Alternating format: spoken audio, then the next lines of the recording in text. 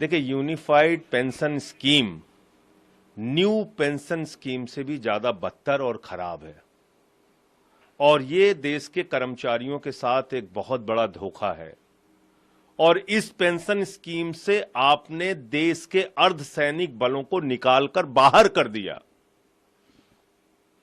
वो इस दायरे में नहीं आएंगे। देश के पैरामिलिट्री फोर्सेस इस दायरे में नहीं आएंगे क्योंकि उनकी 25 साल की सर्विस होती ही नहीं। तो जब उनकी 25 साल की नौकरी होगी तभी आप यूनिफाइड पेंशन स्कीम का लाभ उनको देंगे, वरना 10,000 रुपए की पेंशन उनको मिलेगी।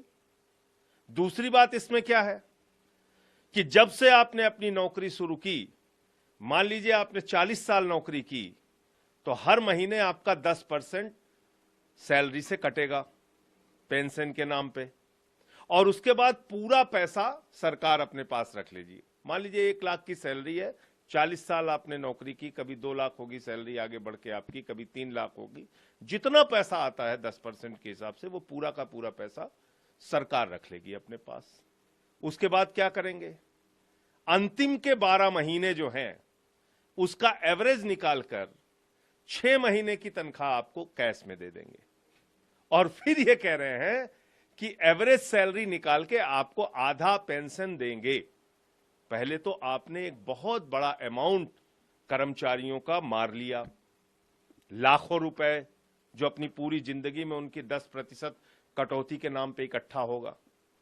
दूसरी चीज, आपने इससे अर्धसैनिक बलों को बाहर कर दिया बड़ी संख्या में। आपने इसमें कह दिया 25 साल की जब न्यूनतम आपकी सर्विस होगी, 20 साल से बढ़ा के उसको 25 साल कर दिया कि न्यूनतम सर्विस जब आपकी 25 साल की होगी तभी आप इस यूनिफाइड पेंशन स्कीम के दायरे में आएंगे। तो कुल मिलाकर ये एनपीएस से भी ज्यादा बदतर यूपीएस आया है और देश के कर्मचारियों के साथ एक बहुत बड़ा धोखा मोदी सरकार ने किया है, जिसको इस देश के कर्मचारी समझते हैं और इसका जवाब वो देंगे। आप लोग अभी भी ये मांग कर रहे हैं कि ओपीएस बहाल किया जाए। भाई, पुरानी पेंशन स्कीम बहाल करने में आपको क्या समस्या है? आप ओपीएस बहाल कीजिए और उसमें जो सर्विस का टाइम पीरियड है पेंशन के लिए वो 20 साल है, वो 20 साल रखिए। आपने बढ़ा के 25 साल कर दिया, पैरामिलिट्री फोर्सेस तो बाहर हो जाएंगे ना इससे। देखिए, unified pension scheme new pension scheme से भी ज्यादा बदतर और खराब है और ये देश के कर्मचारियों के साथ एक बहुत बड़ा धोखा है। और इस पेंशन स्कीम से आपने देश के अर्धसैनिक बलों को निकालकर बाहर कर दिया। वो इस दायरे में नहीं आएंगे।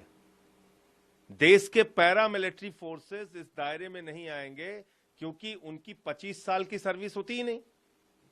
तो जब उनकी 25 साल की नौकरी होगी तभी आप यूनिफाइड पेंशन स्कीम का लाभ उनको देंगे, वरना 10,000 रुपए की पेंशन उनको मिलेगी।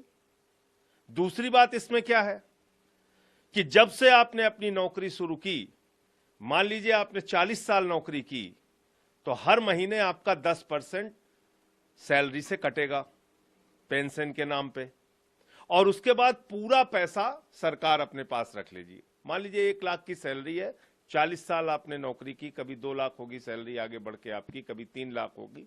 जितना पैसा आता है 10% के हिसाब से वो पूरा का पूरा पैसा सरकार रख लेगी अपने पास। उसके बाद क्या करेंगे?